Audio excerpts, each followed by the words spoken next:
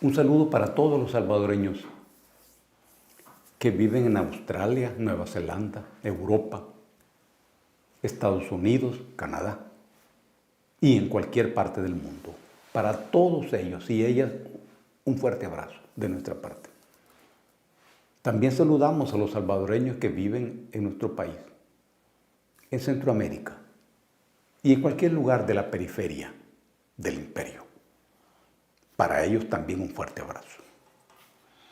Este día queremos expresar nuestro pesar por la muerte de doña Yolanda de Saca, esposa del doctor Alejandro Saca. Nos enteramos de su muerte. Deseamos que haya confianza y resignación en Alejandro, en sus hijos, en Fidel y en sus otros dos hermanos. Vaya nuestra expresión de duelo para la familia del doctor Alejandro Saca. Este día quiero proponerles la lectura de esta novela de Julio Verne, un escritor francés extraordinario, que una sola vez viajó desde su casa en el sur de Francia a París, pero que tenía siempre el mundo en su cabeza, con la geografía, con la historia, con la física. Este libro se llama Miguel Strogoff, o El correo del zar. Construye aquí Julio Verne una historia en donde el pueblo tártaro se levanta contra el zar en Rusia. Y es una lección impresionante de geografía, también de política y de conocimiento de esa parte del mundo. Miguel Strogoff, o El correo del zar.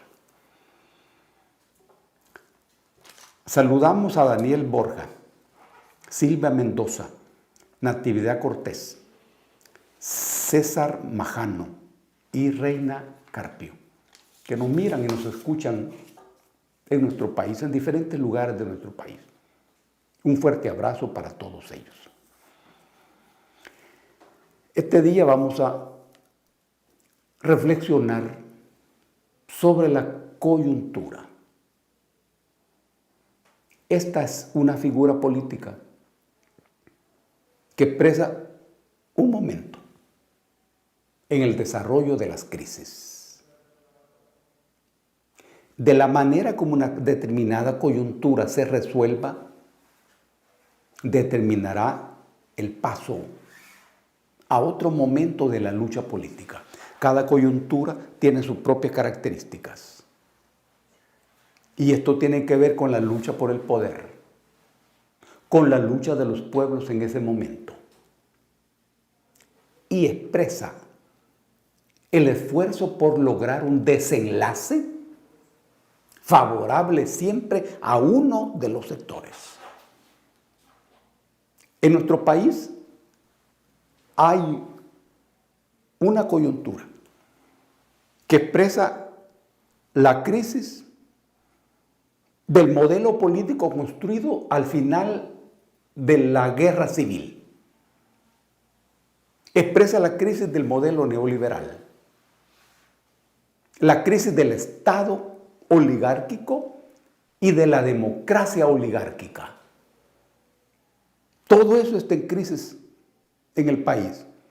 Y la coyuntura actual expresa la llegada al control del Ejecutivo de un nuevo sector clasista, que no es la oligarquía. Tampoco es un sector que viene de los sectores populares, es pequeña burguesía. Es un sector de medianos y pequeños comerciantes. Esto es importante en la historia de todas las sociedades y en la historia de la humanidad. Siempre hay lucha entre los sectores oligárquicos vinculados a la tierra y el sector de comerciantes, que ya no tiene las angustias de la producción, sino que se limita a comprar mercancía y a vender mercancía que otros sectores producen. Es así. Ahora, esta lucha en nuestro país se da en momentos en donde el imperio estadounidense decae.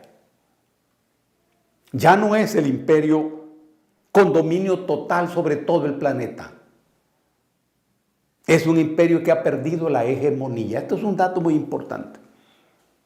Vos tenés hegemonía cuando tu poder es reconocido, aceptado por la mayor parte de la sociedad en donde vos impones tu voluntad. El que tiene hegemonía no necesita demostrar que es el más fuerte. No necesita pelar los dientes ni mostrar el músculo. Simplemente es el más fuerte y todo el mundo lo reconoce. La hegemonía es el poder total. Eso ya no está en manos de los Estados Unidos. Ni en el terreno económico, ni en el terreno científico, ni en el terreno militar. Por eso es que vos te fijás que es un imperio que habla cada vez más fuerte. Y eso indica que no es el más fuerte.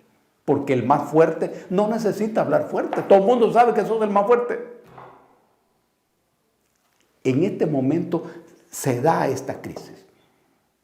Y en el terreno de las monedas, cuando aparece lo que se llama criptomonedas en el planeta, eso es parte de una lucha contra el dólar. Después de la Segunda Guerra Mundial, Estados Unidos se las arregló para que su moneda funcionara como la moneda de reserva de todo el mundo. Aun cuando Estados Unidos no jugó el papel fundamental para derrotar al ejército alemán nazi. Eso lo hizo la Unión Soviética, que le quebró el espinazo a los nazis en la batalla de Stalingrado, 1942-1943. Incluso capturaron a von Paulus, que era el jefe del sexto ejército que ocupó Stalingrado.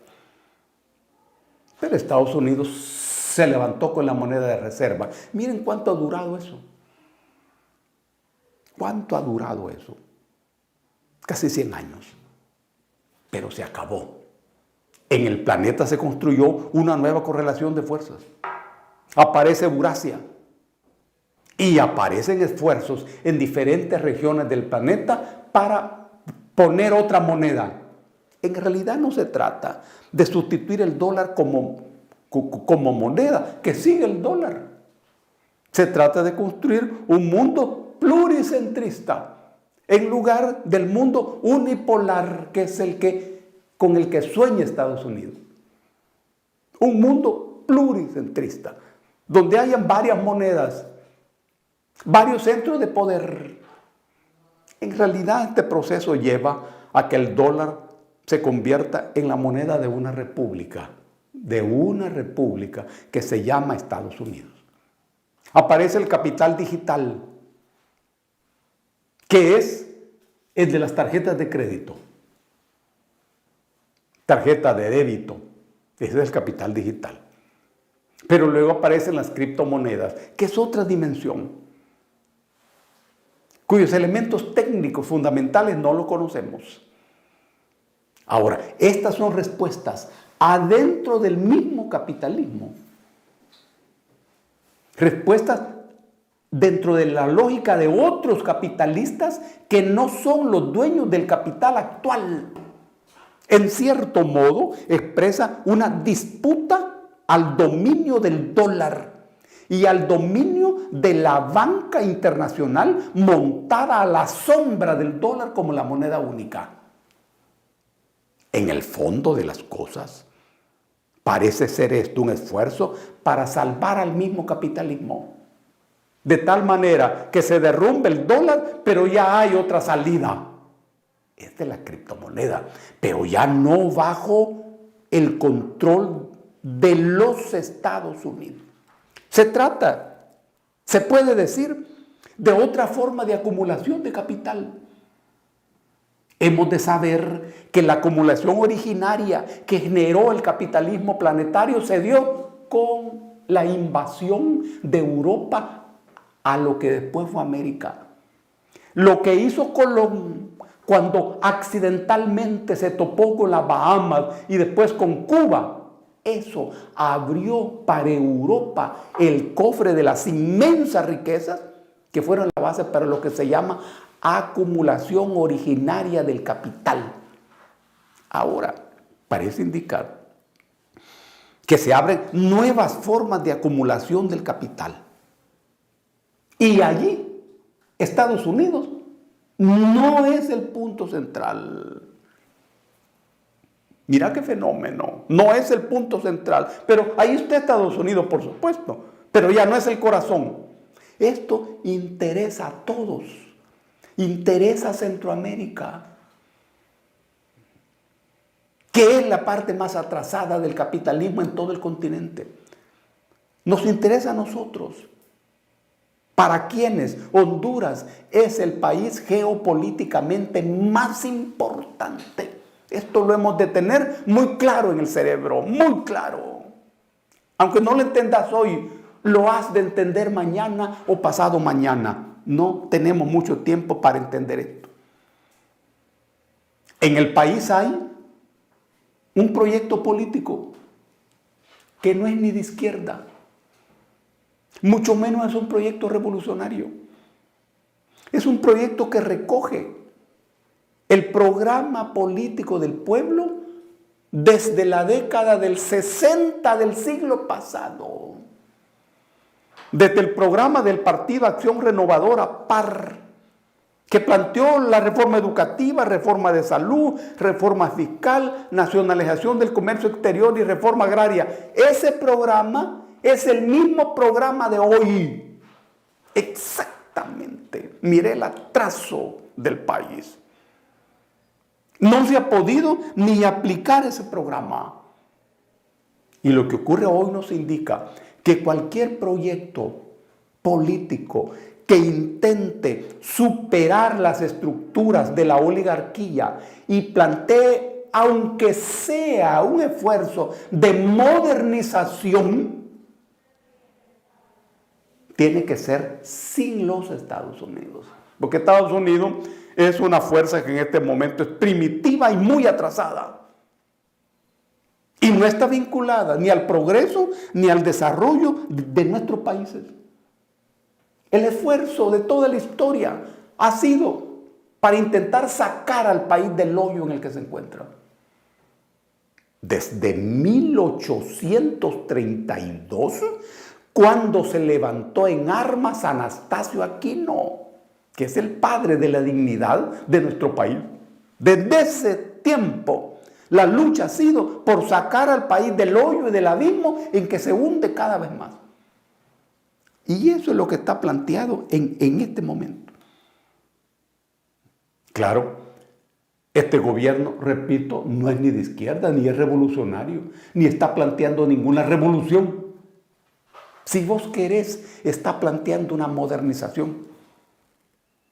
Pero resolviendo estos 4 o 5 puntos programáticos que el país necesita para abrir los ojos, para que seamos lo que somos. Es un paso chiquito en el terreno de las estructuras, pero grande en la historia, y no se ha podido hacer nunca.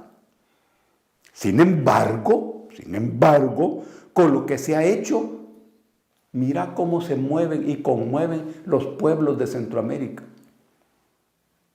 Con lo que se ha hecho. Y es poquito lo que se ha hecho, es mínimo lo que se ha hecho. Es que en Centroamérica, si bien es cierto que somos países diferentes, con historias diferentes, los pueblos tenemos similitudes. Los pueblos tenemos puentes que nos comunican, y los pueblos huelen que hay un proceso que a ellos mismos les puede ayudar. ¿Y por qué este proceso despierta la animadversión del gobierno de los Estados Unidos? Uno, porque aquí en el fondo se está derrotando al neoliberalismo, que ellos, junto con la oligarquía y los jefes guerrilleros, implantaron hace más de 30 años. Dos, porque el gobierno oligárquico que impone su voluntad en el país desde hace 30 años es el gobierno de ellos. Y porque el modelo también es su inspiración. Por eso es que está esa resistencia, pero además y fundamentalmente por el problema geopolítico. En este proceso aparece China, aparece Rusia, que en otras circunstancias y latitudes del planeta, tanto China como Rusia son fuerzas normales. ¿Y qué tiene que ver eso? Pero es que el régimen político en nuestro país es abundantemente primitivo. Y además, en ciertos sectores de la sociedad hay una cabeza colonial. Nosotros fuimos colonia durante 300 años y apenas tenemos 200 años de independencia. Tenemos 100 años de rescoldo colonial. Y por eso hoy, ante Estados Unidos, incluso hay algunos personeros que han dicho que Estados Unidos nos sostiene. Imagínate, que Estados Unidos nos sostiene. Cuando la verdad, Estados Unidos nos necesita. Y los millones de salvadoreños que están en los Estados Unidos han estado produciendo y están produciendo riqueza para esa sociedad. Produciendo riqueza, pagando impuestos y siendo parte del imperio estadounidense, que es un imperio heterogéneo de salvadoreños, de chinos, de vietnamitas, de mexicanos, de cubanos. Todas estas partes constituyen ese imperio. Ese imperio se ha movido durante toda la historia usando paradigmas, es decir, ideas fundamentales que toman estatura, peso en la conciencia de las personas sin que necesariamente estén expresadas en la realidad de la vida de esas personas. Por ejemplo, democracia, libertad, Estado de Derecho, Constitución, derechos humanos. Estas son las ideas que aparecen en los discursos de los personeros de los Estados Unidos. Ellos no trabajan para que esto se cumpla. No. Ellos son amigos de las dictaduras. Pero estos son sus paradigmas. ¿Qué está haciendo el gobierno actual? Desarrollando estos paradigmas. Mira qué problema para el imperio. Pero eso sí, intentando llevarlos hasta el fondo. Por eso es un proceso difícil. Y el esfuerzo por zafarse de la coyunda del poder de la oligarquía expresa un proceso que viene de adentro de nuestro propio país, que adopta distintos rostros y distintas voces a través de la historia. Hoy estamos en uno de ellos. Y este gobierno debe de saber que las transformaciones que se necesitan no vienen de arriba, vienen siempre de abajo. Y el pueblo debe saber que no se debe esperar que las transformaciones se hagan arriba, que si se han de hacer, ha de hacer a partir de la movilización de este pueblo, que ha de pasar de ser un pueblo votante a un pueblo militante. No hay tiempo que perder. Todo va en la línea de la complejización y también de la complicación. El pueblo tiene todavía, en este momento, su poder político, el poder político del voto. El gobierno tiene tiempo político que puede ser usado si realiza en ese tiempo las transformaciones que la gente necesita, exige y reclama. Y los gringos y la oposición interna del país también tienen sus tiempos, esperando aprovechar errores que este gobierno cometa. Pero la magia y el corazón del proceso sigue estando en manos del pueblo. en el día, en la noche, en la mañana y en la tarde. Cada vez libraremos batallas más complejas y más peligrosas.